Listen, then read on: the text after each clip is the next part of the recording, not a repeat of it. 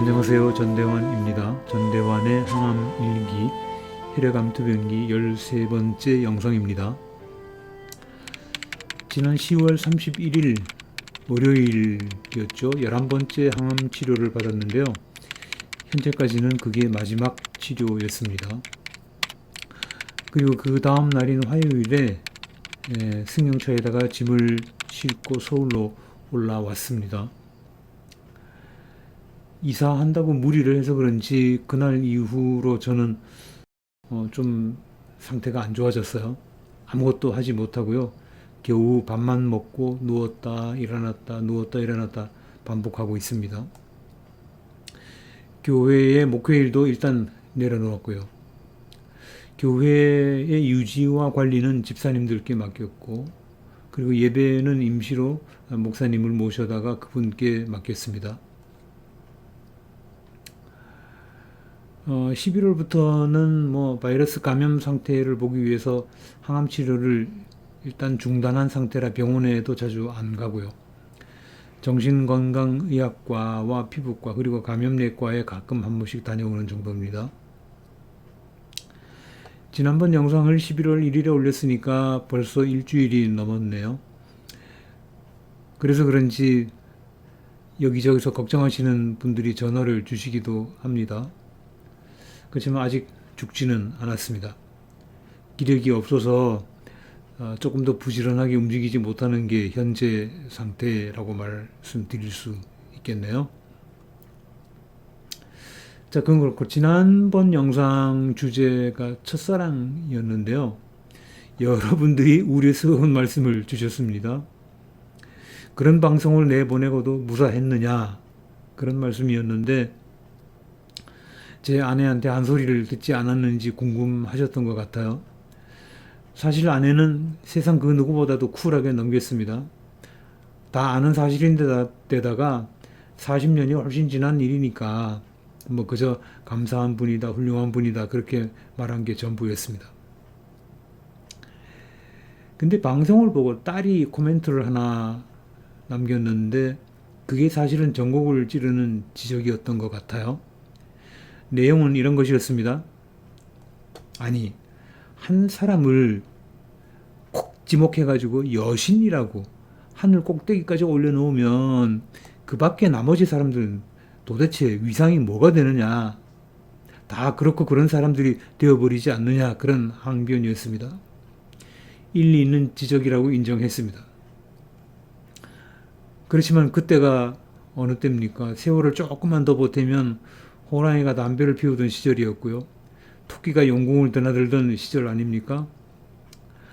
지나친 표현이 있었다면 널리 이해해 주시기를 바라겠습니다. 그렇게 넘어가 주시면 고맙겠고요. 자, 이제 예고해 드린 대로 이사 이야기를 잠깐 할 텐데요. 그 전에 시청자 한 분께서 저한테 아주 유익한 말씀을 많이 해주시는 분인데, 이분이 유튜브 댓글에다가 이런 내용의 글을 남겼습니다. 일주일에 3번씩 항암 치료를 받으시면 왜 입원을 안 하시는 거죠? 그래요? 입원해서 치료를 받으시면 훨씬 편리하실 텐데요. 이런 말씀을 하셨습니다. 그래서 저도 생각해 보지 않은 건 아니었기 때문에 이렇게 대답했죠. 그렇지 않아도 물어봤는데 병실이 없다고 그러네요. 그랬더니 이런 제안을 하셨습니다. 그러면 1인실로 들어가세요. 1인실이 하루에 100만 원짜리가 있고 60만 원짜리가 있는데 일단 아무거나 나오는 대로 자리를 잡으면 한 일주일쯤 지나면 일반 병실이 나올 겁니다. 그러시는 거예요. 1인실에 일주일 있는다고 치고 하루에 100만 원이면 700만 원, 하루에 60만 원이면 420만 원. 이것도 만만한 돈은 아닙니다. 제 아들과 며느리가 서울 강동구 천호동에 살고 있는데요. 벌써 오래전부터 제가 항암 치료를 시작하면서부터 자기들 집에 와 있으라고, 거기 있으면서 병원에 다니라고 아주 간곡히 말을 했습니다. 집이 그렇게 넓지는 않지만 저하고 아내하고 둘이 기거할 방은 있기 때문에 불가능한 일은 아니었습니다만, 그 제안은 제가 거절했습니다. 너희들이 불편할까봐가 아니라 내가 불편해서 거기는 못 있겠다. 그랬죠. 제가 암 환자인데 이게 증상이 고약해가지고 시도 때도 없이 속옷만 입고 앉아서 온몸을 벅벅 긁어대야 하고요. 밤에 잠을 못 자니까 음악을 듣는다, 라디오를 듣는다, 또 밖으로 들락거린다 등등 이런 상황인데 아들 며느리가 아무리 편안하게 해준다고 해도 어떻게 자유로울 수가 있겠습니까? 피차 마찬가지죠. 그렇기는 한데 그렇다고 지금까지 하던 대로 구미에서 서울까지 일주일에 3번씩 왕래를 계속한다. 이것도 보통 일은 아니고요. 그동안 승용차를 몰고 새벽에 출발해서 서울까지 가보기도 했고요. 어떤 때는 일찍 출발하는 KTX를 타고 서울역까지 가서 지하철로 병원까지 가보기도 했고요.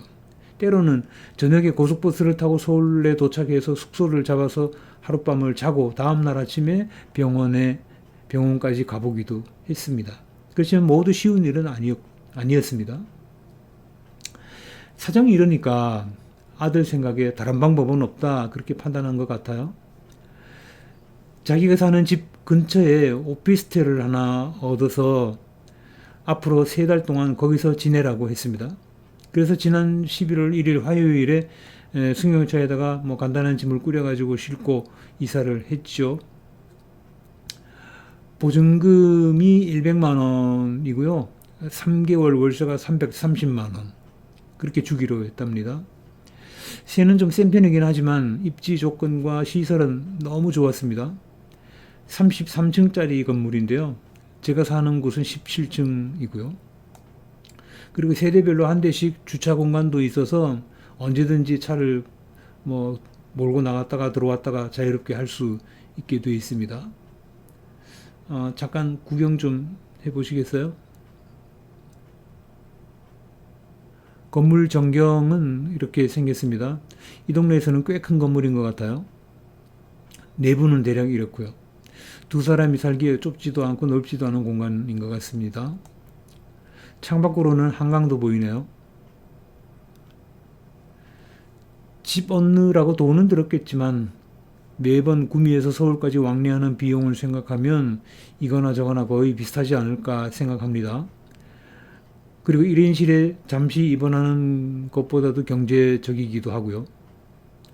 아무튼 이렇게 해서 이제부터는 서울서 병원에 통원하게 됐는데 지난 수요일 의사 선생님이 하시는 말씀이 몸에 미열도 있고 또 감염 증세도 봐야 되고 하니까 항암 치료를 한 일주일 정도 쉬자고 그래요. 이럴 줄 알았으면 이사를 이렇게 서두르지 않아도 됐을 걸 하는 그런 생각이 있었습니다만은 좀 아쉽기는 하지만 뭐 그것도 그러려니 하고 지나가야지 어떻게 하겠습니까.